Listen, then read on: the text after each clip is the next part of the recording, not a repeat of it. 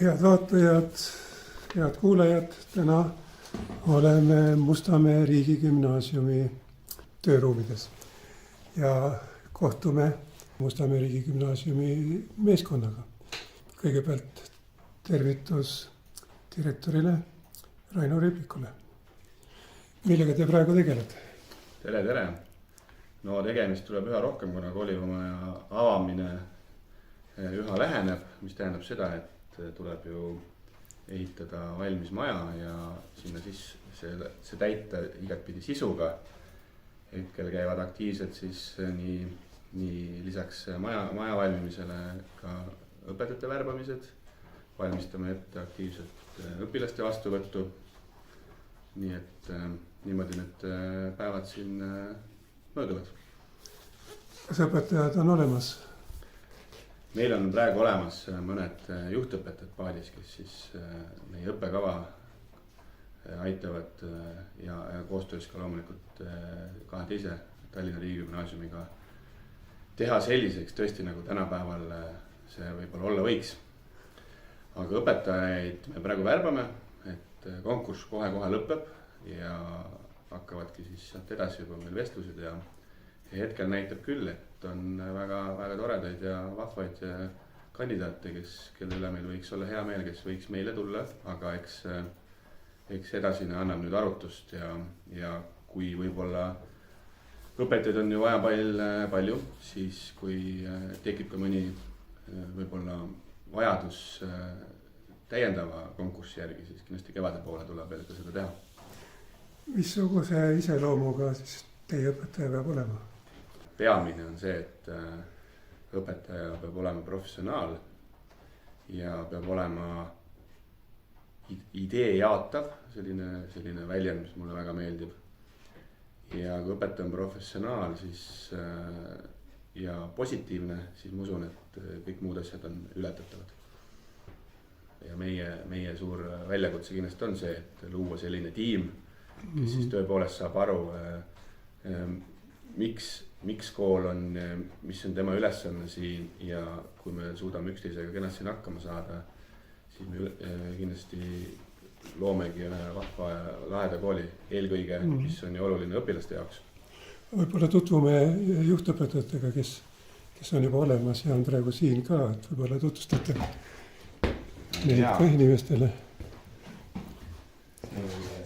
Sirje siis räägib võib-olla, ma arvan, kõige parem on tutvustada ennast lühidalt ise, et millega ma eelkõige igapäevaselt siis tegeleb.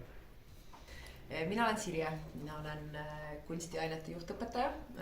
Minu põhilisteks tegevusteks sellel aastal on tegelikult siis koostöös meie kaaskolleegidega, teiste juhtõpetajatega, teiste ainete pealt luua sellised hästi tugevalt lõimitud ja seostatud ütleme siis uuendused kooli õpilase jaoks, mis võimaldaks erinevaid siis aineid käsitleda rohkem seosega ja et seal tekiks selline loogiline pilt õpilasele, et ta ei oleks nii killustatud. Ja näiteks mina siis konkreetselt, ma võin näidata ka, et kui me juba hakkasime rääkima, et mina tegelen siis ajajoone teemadega. Meil on selline hästi kirju tabel. Siin on siis tegelikult näiteks sees see, et meil on kirjanduse õpetaja on pannud enda siis märksõnad läbi ajastute, mis ja kes, isikud, mõisted, kõik olulised sündmused. Ajalugu on pannud enda omad, 2 erinevat ajalugu. Muusika on minul siin mitu erinevat kihti, näiteks lääne klassikaline muusika, popmuusika, rockmuusika, erinevad kultuurid siis ja kunst on siin all. Ja mõte on siis selles, et õpilane, kes meile tuleb, siis tema saab, seesama vana igihea näide, et Prantsuse revolutsioon toimub täpselt 1 kord, mitte 5-6 korda erinevates ainetes ja seda veel erinevatel aastatel ka. Ehk siis selleks, et seda segasust natukene maha võtta, me 1 aasta jooksul liigume siis kindlate ainetega, see ongi täpselt kirjandus, ajalugu, ühiskonnaõpetus, muusika ajalugu ja kunsti ajalugu. Loodan, et ma kedagi välja ei jätnud. Liigume paralleelselt ajastutest üle käsitleme täpselt sama aega, samal hetkel. Ja siis me olemegi loonud siia hästi palju selliseid kihte, nii et kes iganes seda ainet siis õpetab, oma eriala spetsialist, ta tegelikult, ta ei jõua kõike seda mitte mingil juhul ära teha. Aga tal on selline väga hea tööriist, et ta saab nagu valida talle oluliste mõistete või pöördsündmuste või isikute nagu kihtide vahelt, mida ta tähtsaks peab. Et see on näiteks üks asi, mida me teeme ja mille üle me oleme kindlasti väga uhked. Aga nipet-näpet on kõike muud ka. Ja mis teil siin selja taga seina peal on? Need on meie väärtused. Need on need, mida meie tähtsaks peame. Ehk siis meil tulebki kokku tähtis. Sõnastasime need kõik koos, et see võtaks kokku selle meie kooli suundumuse, mida me siis peame väga, väga oluliseks. Näiteks, et akadeemiline haridus on tähtis, akadeemiline ja kvaliteetne haridus on ülitähtis. Aga samas peab olema kindlasti siis nii-öelda inimese arengut seal sees. Sa pead alati mõtlema, et see, mis on sinul tänapäeval olemas, oli kunagi kellegi fantaasia, et ole ergas, ole ärgas, loo uut. Samas ei maksa asjadega liiale minna, säilitame tasakaalu. Minu lemmik, absoluutne lemmik on vana hea tuntud väljend aukartus elu ees, et selles tänapäeva maailmas inimene ei unustaks ära, kui tähtis on elu ise ja kui palju seda peab austama. Ja meie hästi suur põhimõte on koostöö ja mitte lihtsalt koostöö, vaid tulemuslik tõhus, ehk tekib sünergia. Ja loomulikult Eesti riik oma eestikeelsuse ja eesti meelsusega. No võt, need on nagu meie kõige suuremad sellist väärtused. Ja siis juhatus, aitäh. Ja mis teie töörinne on? Ja mina olen nüüd õppejuht tegelikult, mitte juhtõpetaja.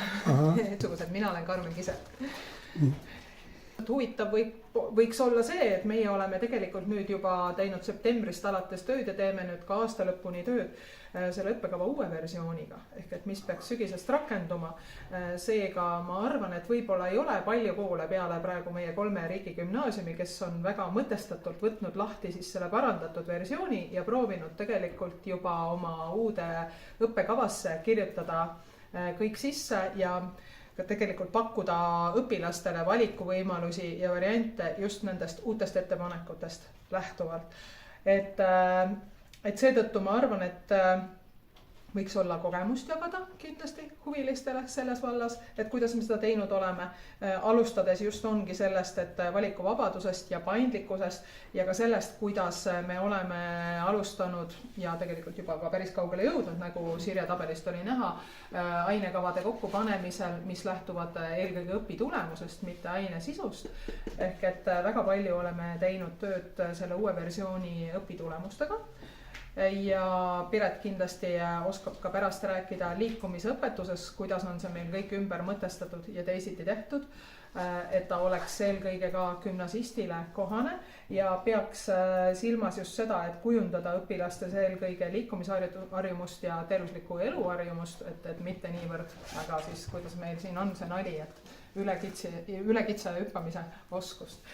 Ja kindlasti meie õppekavas saavad senisest suuremat tähelepanu üldpädevused. Meil on ka eraldi selline 3 kursusega aine nagu Mina 2.0, kus me tegelikult keskendume päris palju just üldpädevuste arendamisele, kohe alustades esimesel aastal õpipädevusest, sotsiaalsest pädevusest ja muidugi ka kogu see seostatud õppe. Et meil on lõimitud ajalugu, kirjandus, muusikaõpetus, kunstiajalugu, ühiskonnaõpetus on ajajoonde lõimitud, aga näiteks ka loodusaineid õpetame me seostatult. Et loodusainete ainekavad on füüsika, keemia, bioloogia järjestatud sedaviisi, et nad nagu toetaksid üksteist ja siis õpetatakse neid vaheldumisi, vähemalt just G1, et õpilasel tekiks seostatud arusaam, et oleks lihtsam ja et õpitulemusi siis niivõrd ei korrataks erinevates ainetes, vaid nad toetaksid siis samaaegselt teineteist. Kas vahel on 3 õpetajat korraga ka klassis? Vahel 3 õpetajat korraga tõenäoliselt ei ole, aga nad töötavad kogu aeg käsi käes, võib juhtuda, et nad tunni jooksul vahetuvad. Ja, et nad on paralleelselt tunniplaanis, kõrval ruumis on paralleel, ma ei tea, kuivõrd teada see on, aga meie perspektiiv või meie soov on tegelikult ju kohe esimesel aastal, samuti ka nagu Pelgulinna riigigümnaasiumil 10 paralleeli G1, see tähendab, et võib-olla mõistetavamas keeles on see nii, et meil on 10 paralleeli 10. klassi ja see tähendabki, et 2 paralleelil on näiteks korraga loodusteaduste tund, ühes paralleelis on bioloogiaõpetaja, teises keemia ja nad poole tunni pealt näiteks vahetavad, et nad siis näiteks kui mingit eksperimenti teha, siis vaadata seda eri nurkade alt. Kindlasti me seda peame silmas, jah. Ja nii saab üle sellest mõttest, et keemiaaatom on midagi muud kui füüsikaatom. Absoluutselt, see ongi tegelikult ju kõige selle eesmärk. Mina ei ole küll loodusteaduste inimene, ma olen võõrkeelte filoloog, aga just nii ma olen meie loodusteaduste juhtõpetajast aru saanud, kes täna küll kahjuks tervislikel põhjustel siin ei ole, aga see on täpselt see, mida me teha praegu tegelikult püüame nende ainekavade õpitulemuste. No kuidas meie juhtõpetajad seda tegelikult tegid? Nad võtsid kõik need uued õpitulemused, mis on nüüd uues versioonis, nad lõikusid need kõik juppideks ja nad panid selle uuesti kokku, nii et see oleks nagu loogilises järgnevuses ja ained toetaksid üksteist just nimelt, et see oleks kõik hästi seostatud. Ja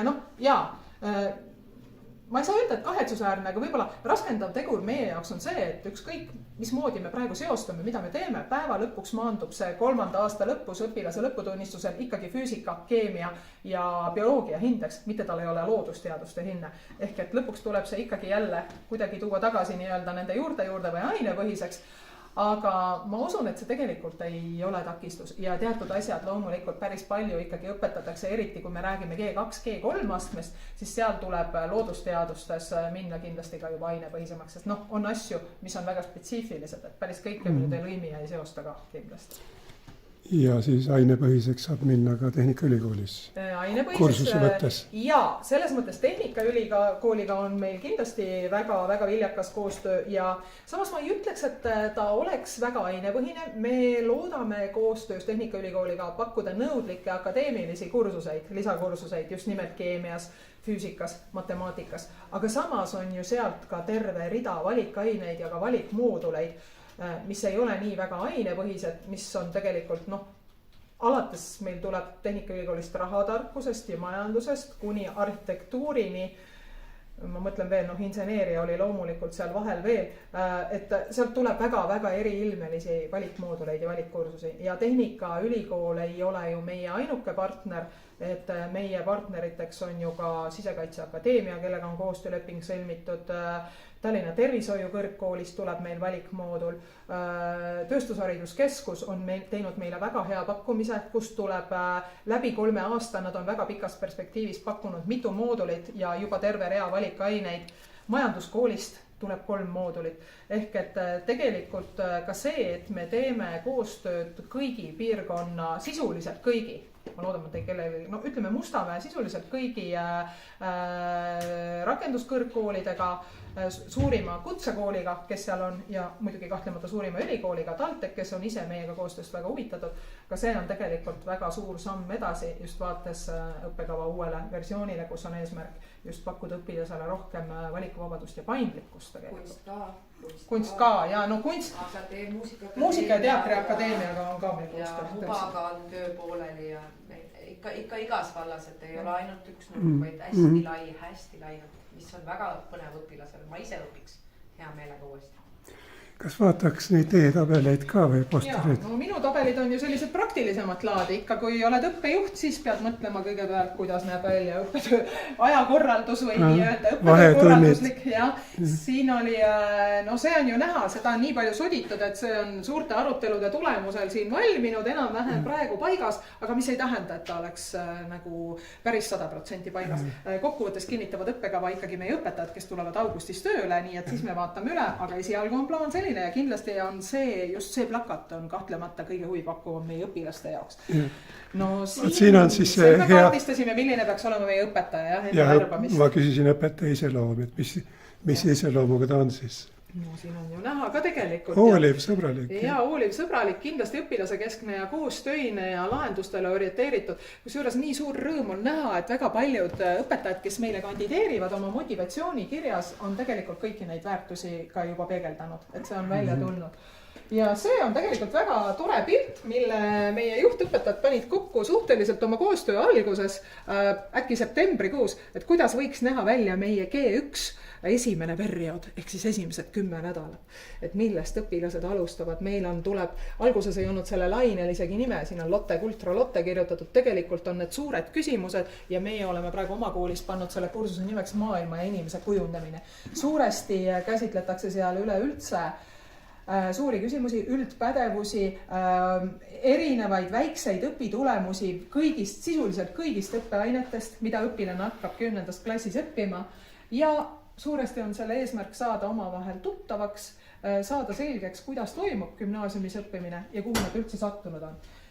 Siis on teadmiste teooria väike osa, kus tehakse tegelikult sissejuhatus sellisesse ainesse, mida võib-olla traditsioonilisemalt tuntakse uurimistöö aluste all. Ja seejärel lähevadki juba meie ajajoon, meie lõimitud loodusteadused ja siis osad ained, mis võib-olla, kuidas ma ütlen, esialgu vähemalt ei lõimu nii väga ja ei seostu teistega, siin on näha siis need eraldi vanklevad matemaatika, B1, B2 võõrkeel, mis esialgu lähevad iseseisvalt ja eraldi tuleb täiesti tervise ja heaolu valdkond, mis meie koolis on väga suur valdkond ja seal all on palju huvitavat, millest jällegi räägib Piret. No ja siin minu taga need pisikesed on meil muidugi tehtud juba, ega siis kui on jaanuarikuu käes, siis peab ikkagi ära tegema loomulikult juba ka kursuste jaotuse, nii G1 perioodide lõikes, kui siis terve gümnaasiumi vältel aastate lõikes ja esialgne aastaplaan ka. Siin ma tahan muidugi öelda, et nii aastaplaan kui kursuste jaotus, kui tegelikult see pilt, need on nüüd väga meie koolikesksed, need on tegelikult ühislooming ja suuresti ühistöö ikkagi Pelgulinna riigigümnaasiumi ja Tõnismäe riigigümnaasiumiga. Sest miks me oleme siin kõik ühe katuse all? Tegelikult ju sellepärast, et teha koostööd ja teha koostöös parimaid asju. Et meil istub siin ruumis 3 juhtõpetajat, aga teistes ruumides istub ju veel kokku 5, 6, 5. Palju teid kokku on? 6, eks ole. Ehk et kokku meid on 9 juhtõpetajat, kellel kõigil on oma valdkond. Ja nüüd kokku nad töötavad ju ühise idee nime. Et tegelikult, et kui sai räägitud ajajoonest, kui sai räägitud siin sellest maailma inimese kujunemisest, siis need on meie ühised pakkumised ja neid pakutakse tegelikult kõigis 3 koolis. Ja see ühine koht, kus te praegu olete, on Tõnismäe 14. See hoone on ju tegelikult tulevase Tõnismäe riigigümnaasiumi nii-öelda koolihoone, et siia siis tulebki sisse üks nendest koolidest tegelikult. Ja. Tervitus teile ka. Tere. Mina olen siis Piret Kloore ja mina olen Mustamäe riigigümnaasiumi juhtõpetaja heaolu valdkonnas. Et algselt küll kehalise suunaga, aga heaolu on nii suur valdkond, et ja õnneks oleme sattunud sellisesse kooli, kus väga ka hoolitakse sellest vaimsest ja üldiselt füüsilisest heaolust. Ehk et meil ongi siis need, mida ennem Karmen ka mainis, et meil on 3 kursust Mina 2.0. Et mis on siis disainitud sellest noorest lähtuvalt, mõeldud, kus ta on, kui ta siia kooli tuleb ja kuhu ta siis nagu välja võiks jõuda. Et siis esimesel aastal on meil esimene kursus siis keskendubki hästi palju niukestele tema sotsiaalsetele ja emotsionaalsetele oskustele, kuidas siis endaga hakkama saada, kuidas siis ennast toetada. Teisel aastal on suunatud rohkem, et kuidas ennast väljendada ühiskonnas ja kuidas lihtsalt olla ühiskonnaliikmena minna. Ja siis viimane aasta on keskendunud nii inimeseõpetuse õpetusele kui ka see karjääriõppele. Et me oleme pannud päris suurt rõhku sellele karjääriõppele. Ehk et see valik, kui ta siis tulevikus läheb ülikooli õppima, et ta teeks selle valiku ikkagi lähtuvalt enda nagu soovist ja sellest, mis talle meeldib, mitte see, et ta läheks kuskilt sotsiaalse surve all, et ema ütles, et peab minema õppima, et seda veel. Ja siis, et ennem oli juttu ka, et nüüd läheb ju liikumine kehaline natukene muutub, et ta läheb liikumisõpetuseks üle ja meie siis koolis olemegi loonud ta selle uue õppekava järgi. Ja seal on siis väga palju suunatakse noori nagu pigem ise valima. Et õpetaja on suunaja, et ei ole enam nii traditsiooniliselt, et esimene aasta on natuke traditsiooniliselt, sest oskused ju ikka peab andma noorele edasi, et kuidas ja mida teha. Aga järgnevatel aastatel tuleb sinna juurde väga palju ka sihukest teoreetilist teadmist, et kuidas siis päriselt neid asju teha, et me keskendume ühe poole aasta keskendume toitumisele, järgmine pool aasta keskendume liikumisele. Ehk et kogu aeg tekiks ikkagi see terviklik arusaam, et jah, et ma küll liigun, aga miks ma liigun, mis mu kehaga toimub ja et võib-olla siis nagu on seda indu ka rohkem seda liikumist teha. Ja. Kas kui on päris kehalise kasvatuse tunnid, kas siis peab see pulssi mõõtev kell ka olema kõigil õpilastel? Ei pea, aga tundes tänapäeva noori vist enamusel on, et selles mõttes, et ma olen näinud, et õpetaja ütleb, et vaadake nüüd pulssi ja siis kõik jätavad jätavad jooksu pooleli ja vaatavad. See on ka üks oskus, mida võiks nagu üleüldiselt ilma kellata suuta selgeks teha, et noh, et kuidas seda pulssi ilma kellata mõõta, et seda saab ka teha.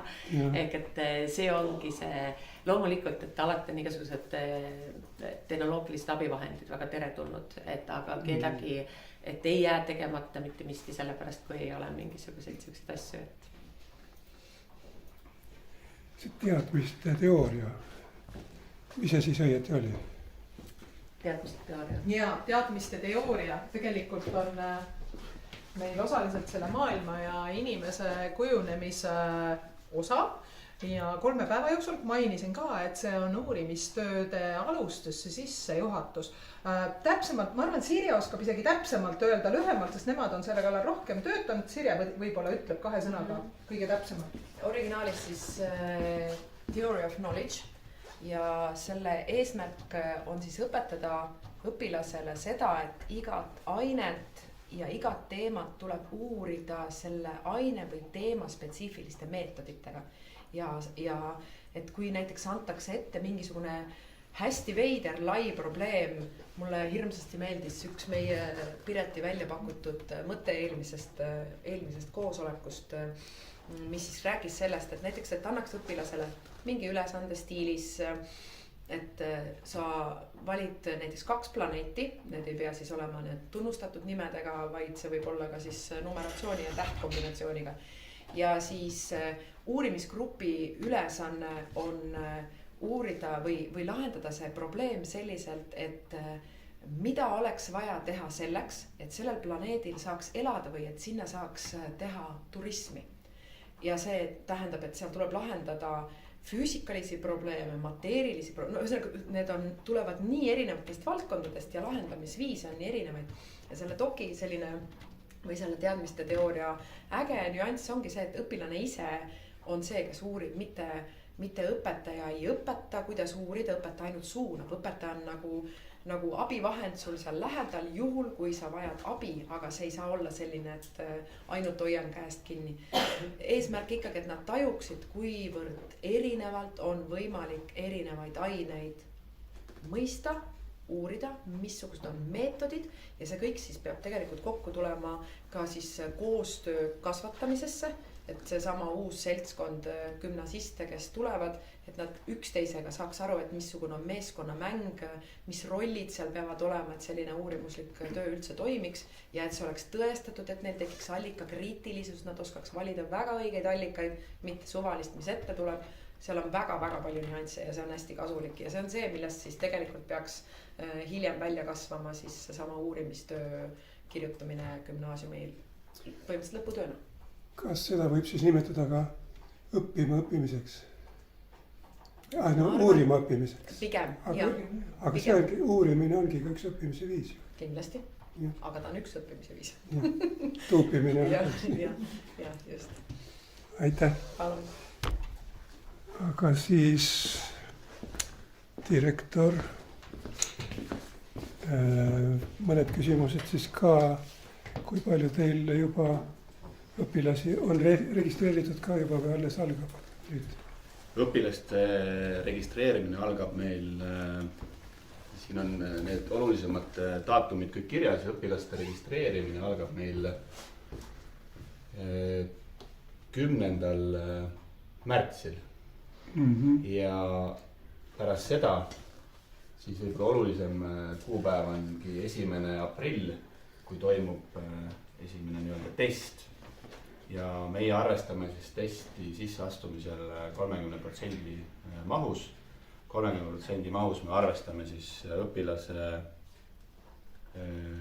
ka läbi viidud vestlust ja 20% me arvestame tema varasemaid õpitulemusi siis 9. klassis ja lisaks veel motivatsioonikirja, et kus me eelkõige sooviksime teada saada siis tõepoolest, mis on tema mõtted, huvi ja soov ja millega ta varem tegelenud on, sest inimesed on kindlasti väga põnevad ja neil on väga palju sageli nii-öelda varjatud andeid või huvialasid, mis jäävad meile võib-olla teadmata, aga proovime ka sellest kõik teada saada. Ehk siis kui vestlused saavad peetud, mis siis on valdavalt kooli vahel, me proovime kõik vestlused kenasti läbi viia, ehk siis aprilli viimasel nädalal ja mai alguseks peaks olema siis ka otsused esimese eelistusega õpilastele selged. Võib-olla üks oluline tähelepanek veel siia, et me viime läbi siis vastuvõttu koos Harta koolidega, ehk Harta siis tähendab Harjumaa Tallinn. Et täna siis on Harjumaal juba töötavad Viimsi, Tabasalu ja Saue riigigümnaasium. Ja lisaks siis nüüd tuleb juurde siia 3 Tallinna kooli, ehk siis Tallinna Mustamäe riigigümnaasium, Pelgulinna ja Tõnismäe riigigümnaasium. Ja me koos viime nendega siis seda testi läbi ja õpilane saab seal siis kandideerimisel valida oma eelistused, esimene eelistus, teine eelistus, kolmas eelistus ja alustame siis esimese eelistuse vastuvõtuga, millest ma just siin ka rääkisin. Ehk võib-olla see, et me viime 6 koos läbi seda vastuvõttu on, ma arvan, ka selline uudne ja märgiline, et koostöös peitub lisaks kõik siin eelnevale räägitule, peitub siis jõud, et teha tõesti asju võib-olla vähe teistmoodi ja astuda jällegi võib-olla sammu edasi ja sudida meie haridust uue sajandi poole. Teete katsed ära õpilastele ja siis õpilane saab valida, kas teie kooli või Pelgulinna või? Ta kohe märgib ära oma esimese eelistus, mis on number 1 eelistus, mis on number 2, et kui ta tahab tulla Pelgulinna võib-olla õppima number 1, siis ta panebki selle, kui Mustamäe tuleks, paneb selle. See on kindlasti oluline selles mõttes ära märkida, mis on tema eelistused, et vastavalt sellele hakkab ka siis vastuvõtt toimuma. Et loomulikult me näeme siiski, et meie kooli asukoht tuleb ju Tehnikaülikooli Tehnopoli campusesse ja arvestades siis meie selliseid vägevaid ja tugevaid ja tublisid partnereid, siis ka meil on väga suured plaanid nendega koostööks. Nii et ma usun, et me saame pakkuda nii Tallinna kui ka Tallinnast väljaspoole ka Harjumaa ja miks isegi mitte kaugemale õpilastele väga mitmekesist hariduse võimalust ja mis võib-olla on oluline seal ära märkida, siis ma usun, et Nõmme ja Mustamäe õpilased, kes on meile seal väga lähedal, siis ma usun, nendel on see ikkagi väga-väga super võimalus. Mis te arvate, kui suur konkurss tuleb nii teile kui ka teistesse riigigümnaasiumidesse? See on ikkagi üsna keeruline prognoosida, aga arvestades ka tänast olukorda nii-öelda õpilaste arvukust, eriti siis viimases kooliastmes, ehk siis 7–9 klassi ja õpilasi on seal palju ja gümnaasiumi kohtadest on pigem puudus. Nii et ma loodan küll, et õpilaste huvi on ja ütleks siis niimoodi, et nii õpilaste kui õpetajate seisukohast, et Tallinnasse ei ole ammu tulnud juurde uusi koole. Ja see võimalus, mis täna nii õpetajatele kui õpilastele luuakse, see, mismoodi me rikastame siis selle piirkonna ehk siis eelkõige Tallinna ja Harjumaa hariduse võrku, siis see on ikkagi suurepärane võimalus nii õpilastele kui õpetajatele ja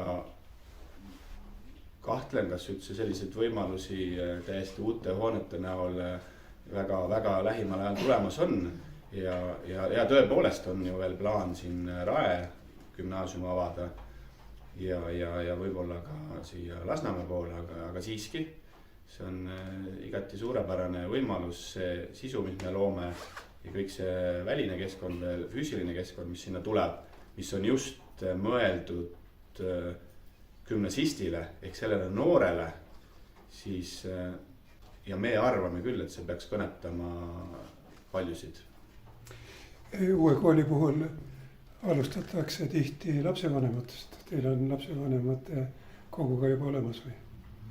Ei, lapsevanemate kogu ikka ei ole ennem, et kui ükskord kool tööle hakkab ja õpilased koolis, meil ametlikud õpilased on, siis hakkavad ka need asjad, aga ja me oleme juba täna ju kaasanud ka oma kooli nii-öelda brändingu loomesse ja tagasiside saamisse lapsevanemaid. Ja täiesti selge on, et eks lapsevanemate hoiakutest, väärtustest, arusaamadest sõltub väga palju ka noore edasine õpitee. Kindlasti eks see on mõlemalt poolt oluline nii õpilase arvamus kui lapsevanema arvamus, aga praktika näitab, et lapsevanemad on selles osas väga olulised ja täiesti saame aru, et lapsevanem on käinud koolis ühel ajal ja lastevanemad tagasisidest tulebki välja, et see, kui mina käisin, siis vaat see oli õige. Ja ikka nii peab õppima, et väike hirmufaktor võib olla ja väike surve pidevalt. Ja mõnes mõttes see ei ole ju selline väike positiivne surve ei ole vale. Aga siiski me kohtame üha rohkem ka lapsevanemaid ja perekondasid, kes saavad selgelt aru, et täna on uus sajand, täna on uued teemad laual ja ka haridus peab sellega koos muutuma. Ja see, mis moodi ta peaks muutuma, eks see ongi see, millest me siin ju ka eelnevalt just rääkisime ja see ongi meie suur plaan ikkagi pakkuda 21. sajandi haridust noortele.